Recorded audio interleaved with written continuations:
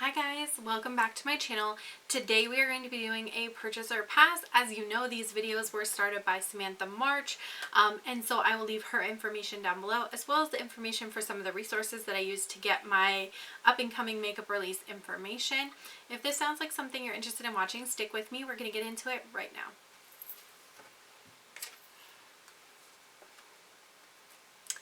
This card has been in the background of 3 videos and I've just now noticed it. I'm going to leave it in though because it is actually a little inspirational quote from Kaleidos. If you've ever ordered anything from them, when it comes with an inspiring quote. The one that I got was, "What a wonderful person you are, every single bit of you." And I really like that. So I keep it around my makeup area. Obviously it ended up back there. Alright, so we have tons and tons and tons to talk about. If you noticed, I believe the last video that I uploaded as a purchase or pass was actually a holiday edition that was with my aunt. So you can definitely go check that out. It's a long one though, so grab a drink, grab a snack. Milani is releasing the Cheek Kiss Cream Blush, and it looks like they have at least 4 shades, if not more, infused with pomegranate, watermelon and rose extracts. It's got a couple of vitamins in it. It's supposed to blur imperfections and have antioxidants to help hydrate and brighten the skin. It looks like they do have 4 shades, $8.99 each. I think these are really pretty, and honestly I haven't done a lot with like cream blushes. I do have one from Huda Beauty, and I have a couple of those like Colourpop cheek sticks, but I would definitely be interested in giving these a try, as well as the new there's e.l.f. primer blushes that have come out, so those 2 things I definitely think I'd be interested in giving a try. Alright, the next thing to talk about is the Custom Enhancer palette from Cover FX, and it is $42. So here's the thing, they show pictures of light, medium, and deeper skin tones using this palette. Everybody's smiling and everybody's happy because look, we made a shade range that you can't complain about.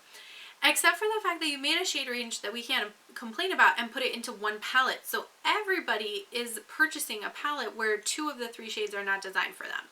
And so then you're going to get that whole thing about, oh, I can use them as an eyeshadow. And I just want to like smack people mid-sentence when they say that, because you know full well you have enough eyeshadows. You don't need to buy a highlighter palette to have an extra gold or copper bronzy highlight shade floating somewhere around in your eyeshadow collection. You have these shades already, so you don't need them as highlighters to use as an eyeshadow. So I'll be passing over that one.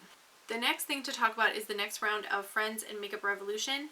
I really don't understand how they can take a show that I've enjoyed so much and manage to produce so much makeup that I care absolutely zero about. Everything is like boring neutrals, nothing new, nothing different. They made like fun shapes for the palettes, but like, I don't need that. What I need is fun color stories, and these color stories are really generic and they don't really have a lot of deep shades. So you get kind of the light and mid-tone and some bright shades, and that's it. So I'll be passing over all of that. Alright, Juvia's Place is releasing the Walhalla 2 palette, and I think they have some other lip products like some glosses and balms and stuff that they're releasing with this as well. This palette is massive, and it's got a bunch of pressed glitters in it. I really hope for Juvia's Place sake that they're not planning to go about doing all of their palettes this big giant format anymore. I know they did it with Walhalla 1 and now with Walhalla 2. I don't like these big giant palettes though, and I don't like all the pressed glitters. I think they need to go back to like the 9-pan or the 12-pan formats, have really interesting and unique color stories with no redundant shades, unlike Walhalla 2. And go back to that formula, because I think that was a good, successful formula in terms of like the pattern and quantity of shades. I think that 9 to 12 range is a really great range to sit in for them for the color stories that they produce. So for me, this is a pass.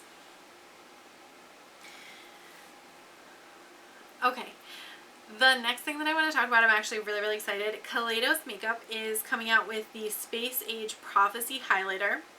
I understand that it shifts between 4 different colors. I have yet to know what the 4 colors are, but it does look like it's going to be like an iridescent multi-chrome highlighter, and I could not be more excited. They did recently get rid of the laser glazer shade, so there was some talk about it having some like green tones to it. I haven't seen any swatches yet, so I definitely want to see the swatches. I'm very interested in this highlighter. I think they run about $14 if I remember correctly. The only thing to bear in mind is everything does ship from China, and it can take a little while to get here. So make sure that if you want this product, you're okay with waiting a little bit for it. But I want this product. Then next thing is the Nabla Side by Side Nude Palette. It's 16 neutral shades in different finishes and textures to reveal your true self and inner artist. And when I look at it, it looks really pretty. It looks like one of those really nice boxes of chocolate when you open it and everything still has like the little ruffly paper around the edges and it's like almost too pretty to touch. That's what it looks like.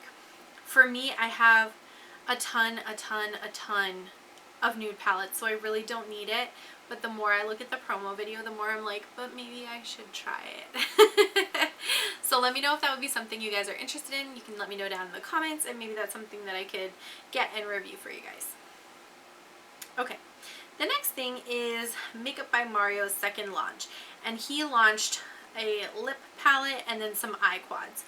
The eye quads I really don't have a problem with. They're not for me, but I think they're nice, and so if it's something you're interested in and it's a color story you really, gravitate towards, I don't think that you'll be disappointed with the quality.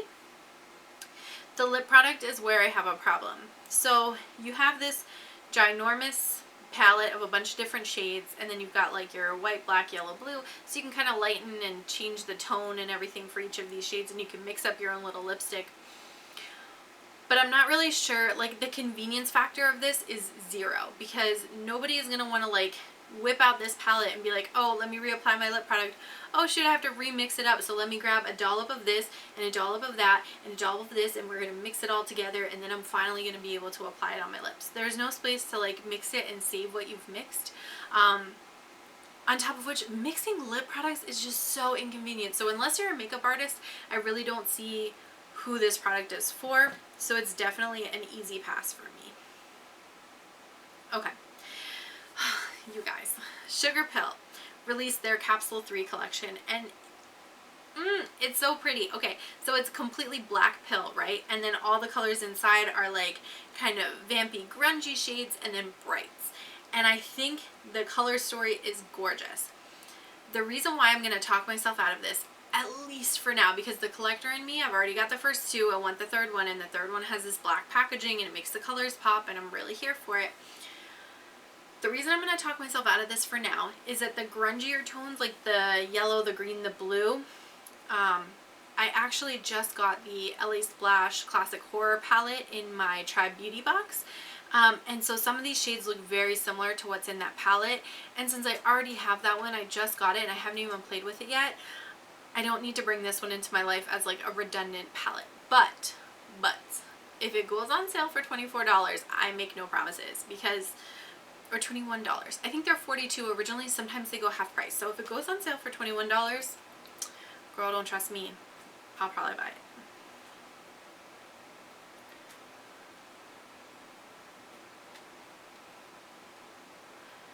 Alright, the next thing to talk about is the Louise canceled collection. And apparently she made this whole collection to sort of poke fun at the idea of cancel culture. And speaking from personal experience, the only products or brands that I have truly canceled were Kat Von D whenever she decided that vaccinations weren't scientifically backed and supported, and Jeffree Star when he was just a racist, misogynist, sexist egomaniac. So I don't really feel like cancel culture is a bad idea. Those two people needed to be canceled, and I don't feel bad about what happens to them financially as a result of that. So this seems like really poor taste to me. I'm not like a P. Louise stan, so I wasn't really drawn to this in the first place. No matter what they named it, I probably wouldn't purchase it. The brush set, there's like some bases, and then there's this massive palette of neutrals. Again, I'm not normally a neutrals person, so for me, I don't need a palette of 36 shades of neutrals. Like, I just don't need that. So for me, that's an easy pass. But I just want to say I think it's stupid. Alright, Linda Hallberg has a new eyeshadow palette called the New Golden 20s eyeshadow palette. It's 12 shades with different formulas, $55. And then the End eyeshadow primer, which is $24. So my favorite eyeshadow primer is the Milani one, and I think it's like $8. So I don't think I'm going to be trying one that's $24. And I believe Linda Hallberg is not based in the US. Like, I think you have to get her stuff from like Beauty Bay or something, which means like shipping and maybe customs, I'm not sure. So that's just that's inviting a lot of financial costs that I don't need to invite for something to make it harder for me to get than I could just get at the drugstore. But the palette, it looks pretty. It doesn't draw me in as much as the Nabla one, but I do think it's pretty. If you're a neutral lover, I've heard nothing but good things about her quality of her eyeshadow, so I don't think that you would be disappointed in the quality. Again, it's $55, so that's a little pricey. So I won't be getting it, but I do think it's pretty. Alright, the next thing, I just saw this come out today. e.l.f. has the Flawless Brightening Concealer Stick, and it looks like it's one of those like clicky pen kind of ones, and it creates, you know, nice brightening under eyes. Now, it looks like they only have 12 shades, which I'm a little bit confused by, because I'm pretty sure we've already had this whole conversation with like all of the beauty industry where you need to actually have good shade ranges and stuff. When I look at it, not based on how they're classifying things, but I see 6 very light shades. I see about 4 or 5 medium shades, and I see 1 like medium dark shade. I don't see anything that goes deep or deep dark. So I think shade range could definitely use some work. On top of which, there's not a lot of options for like your undertone. So if you think that one of these is going to be too light or too dark and you need to like step up one or step down one, you're making a huge step in the shade to try to get the same undertone. So I will probably skip this one. I really do like the Hydrating Camo Concealer though, so if you're looking for a cheap concealer, that's one I would give a try. Okay, the next thing by Patrick Ta Beauty is the Major Glow Face Gloss called She Gives Me Life. It's apparently limited edition, and it's a like shimmery gel. I'm not a huge fan of these types of highlighters because I feel like they kind of slip all over the face. They're gonna get your hair is gonna get stuck in them. It's not for me. I think the color is pretty, but again, not for me, so easy pass. Okay, guys, what is with this palette? This Huda Beauty Naughty palette, whatever. I guess Huda Katan came out and she was all like, oh, I'm in touch with my sexuality and that's why I made this palette. I don't know how this palette is supposed to represent your sexuality, but I think that one shade that everybody's talking about represents like herpes or something, because it's like weird little bubbly pearls of like red goo submersed in like clear goo. I don't know. I'm not here for that. I don't need weird stuff with my eyeshadow. If you could just make like a consistently good eyeshadow formula that is good in both the mattes and the metallics, I'm happy.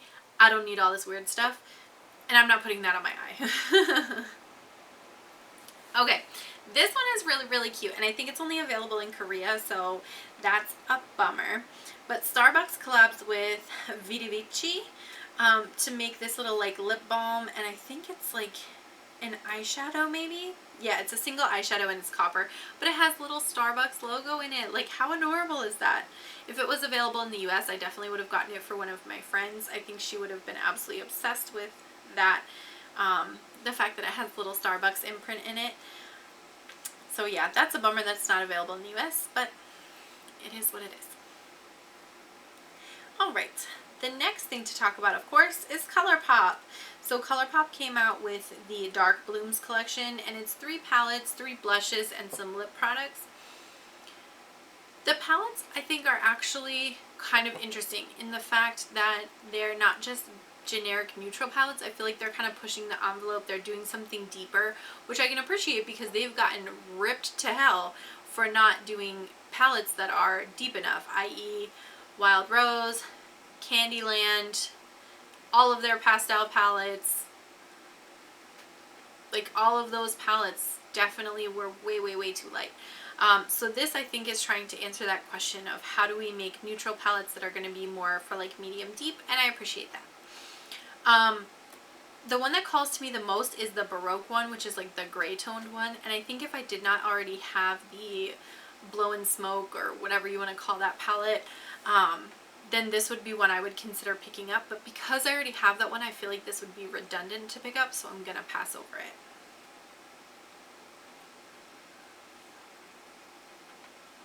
Alright, and I think that's everything I'm going to talk about for this week. I want to thank you guys so much for watching. Don't forget to like, comment, and subscribe. Let me know what you guys are looking at picking up this week, or what you might be passing over. Was there anything I talked about that you're super interested to try out or hear a review about?